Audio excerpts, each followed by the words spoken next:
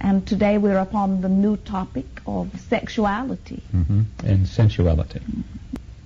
As far as the subject's concerned, my first memories, conscious memories, are I was 2 years old, and a little girl and I were playing in a wooden box, and we had our pants off. I had her pants off, and she had mine off. There were panties and diapers, I guess, practically in those days. And we both got really punished for it. And that was my first experience of the negativity toward the attitude of anything sexual.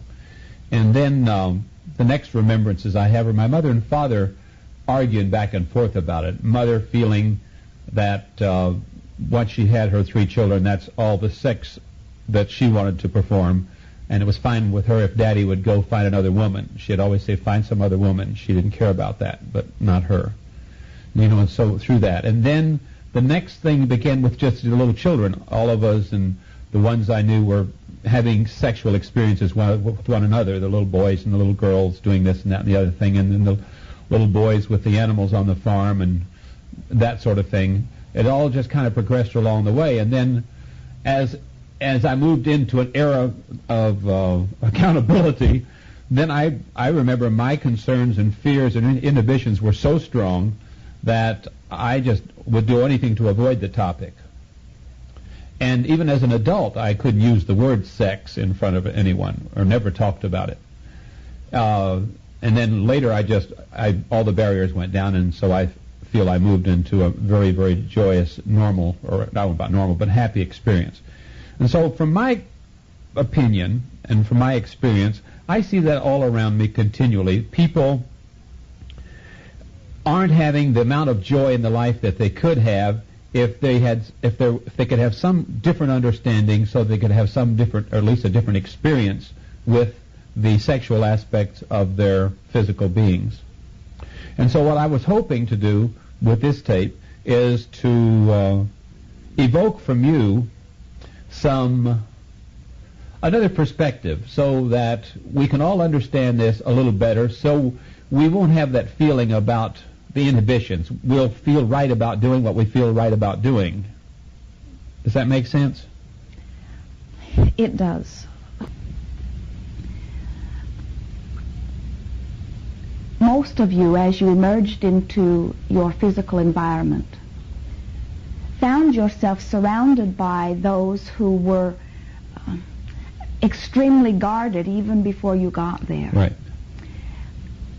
The majority of those surrounding you, not knowing who they are, not feeling their own personal power, and as a result of that lack of feeling of security and strength and power, coming from perspectives of lack and insecurity. Most of them held a very guarded stance, and as you emerged, the newest and the most vulnerable because of your size and newness, they commenced to speak to you in terms of all of the things that you must guard against. Man's inherent nature is not one of guardedness. In other words, if that were the case, none of you would have ever emerged forth into this wondrous, new, but very unknown physical experience. You would not have come forth at all if from your non-physical perspective you were as guarded as you are from your physical perspective. And so you perpetuate among one another, from your feeling of powerlessness and from your attention to lack, a sense that all is not well, a sense that there are monsters of all sorts that are out there that you must guard and protect yourself against. We believe that the topic of sexuality or sensuality is perhaps the most pointed topic to help you understand your position of guardedness and defensiveness, rather than your position of just allowing good things to come unto you. If you understood the true nature of your beings, which is to attract all that you give thought to, and if you were able to control your thoughts, you would not be guarded against anything. You would be blissfully moving forward. If you were able to control your thoughts as well as you are in many cases able to control your actions. Most of you do not eat things you don't like to eat. Most of you would not wear things that you do not like to wear. You would not drive cars that are offensive to you. And yet you allow yourselves to entertain thoughts that are not in harmony with what you want. And so what we are getting at here is, as you come to understand that you are the creator or the attractor of your experience, and that you have control over all things that you attract because you get to choose what you think about, then this position of guardedness would be softened, and you would not find yourself worrying about all of the negative possibilities, because you would understand that the negative possibilities are no more numerous than the positive possibilities, and that as you are giving attention to the positive possibilities, you will be the attractor of more of them. And so what is at the root of your confusion regarding sexuality is your confusion about your own personal power. Sure. But I also want to understand, I remember as my years went by, I was wanting to understand what was natural for me and what might be natural for most of us.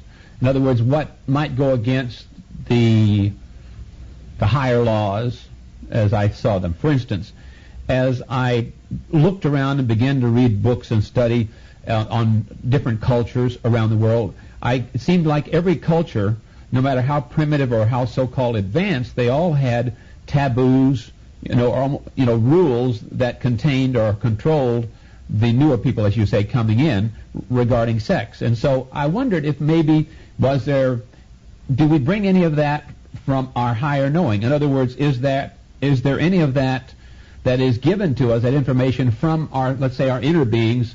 It is not coming from your inner beings or from your higher knowing or from non-physical. It is a product of your physical vulnerability.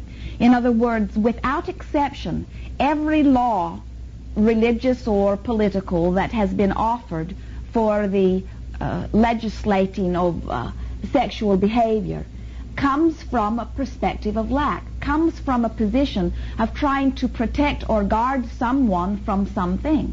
That is the reason that all of your laws exist, no matter what the nature. You see some sort of problem, and then in your attempt to fix the problem, you organize some sort of law. Now, if you were really paying attention to what is happening in the offering of all of these laws, you would recognize that the law does not keep the one who is the breaker of the law from breaking the law. It restricts those who have a very strong decision to be law-abiding citizens. It is very curtailing for those who are seeking approval of the society. But those who are not seeking the approval of the society, and those who have no interest in being law-abiding citizens, pay no attention to the law. And so the law becomes something that restricts the freedom, or at least adds confusion in the lives of those who seek to conform or seek approval from society. But it has absolutely no effect on those freewheeling beings who have no interest in pleasing any of the others anyway.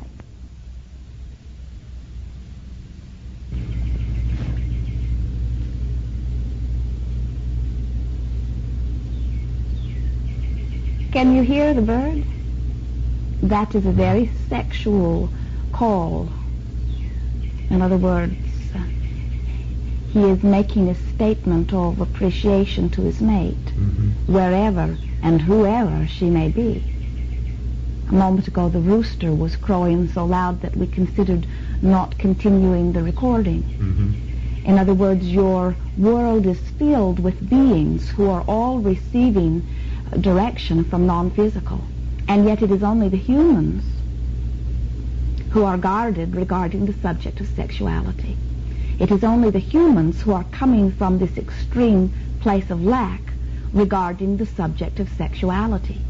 And from your perspective of lack, from your concern that you may be doing something wrong, from your concern that has been fostered within you from those who have gone before, you are, most of you, in a place of great confusion and not very much joy. Okay, so then there are no rules from the other dimension telling us how to behave sexually here in physical form. And so from that, we're born into physical form not knowing any rules then, because we weren't sent in with them. So that's why the children and the younger people often behave so, what we feel is loosely and unguardedly, and so as a result, those of us who are adults tend to begin to guard and control and try to turn them away from that taking off a little girl's pants when they're 2 years old sort of thing. You did not come knowing rules, but you certainly came feeling impulses. In other words, just as you have impulse to drink when you are thirsty, to keep your body replenished, or to eat when you are hungry, to keep your body fueled, so the sensation or the urging of sexuality comes forth for the perpetuation of the species upon your planet. Does not mean that the urge is only for that, but it is part of that instinctual knowing that you came forth into this experience with. We are wanting to talk about something very basic here. Mm-hmm. Physical man is very much wanting to be good. And because he wants to be good, most of you would like it very much, or you think you would like it very much, if there were a giant right and wrong written in the sky somewhere. You do not trust your ability to decide what is right or wrong, and you really think that it would be easier if there were someone else that would tell you, and then all you would have to do is to conform to this giant rule. Now, we are knowing that while you think that is something that you are wanting, it is really not something that you are wanting, because it would step all over your toes of freedom, and it would defy your very reasons for existence. You are not here as regurgitators. You're not here to be puppets, just to act out some set of rules that someone else has decided. You are here as creators, you see. But because man has not yet discovered his own guidance system, because he believes more in his imperfection than in his perfection, he does not trust that guidance, and therefore has not looked for it for a very long time, and is rather easily led by others who are stronger, who will say, this is something that is right, or this is something that is wrong. The trouble with all of that is, who gets to choose what is right or wrong, or who gets to choose, who gets to decide what is right and wrong? Every interpretation of that which is considered to be God is different. And even in the same time upon your planet, there are many different offerings coming forth. And when you try to take all that you have in your recorded history and bring it back from all the different places, offered under all sorts of different circumstances and events, and then you try to wedge it into what you are living, it becomes a very complicated and very unsatisfactory sort of guidance. And all of these rules and laws have been created from a perspective of lack. You observe someone or many someones in your society doing that which you think is a threat to you, and out of your fear of not wanting it to spread, you, from your position of lack, orchestrate some sort of legislation to stop it. The trouble with that is that it is a hindering factor to your society at large. As you want to control the behavior of some who are performing things that you're not wanting them to perform, you also restrict the behavior of those who would not.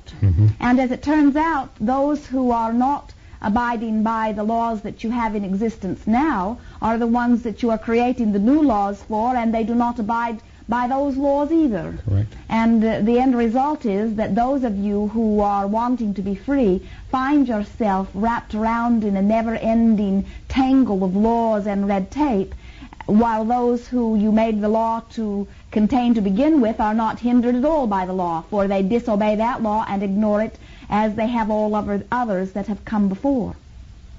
Oftentimes your laws are orchestrated, in fact almost all times, because some of you want to control others of you. And those of you who are most freedom seekers find yourself very uncomfortable under those conditions, and well, you should. What you are seeking is your own guidance system. That's what you've been looking for all along. In your quest to be uplifted, in your quest to do that which you consider to be right, what you are wanting to find is that guidance system that is within you. But most of you do not realize that it is there. You've been so convinced of your unworthiness and your vulnerability or your lack of ability that most of you are looking outside of yourself. And so we would say that it is your feeling of lack of worthiness that causes others to come forth and to create for you their version of what you should or should not do. Right. You are all co-creators in this tangled web that you are all working upon together.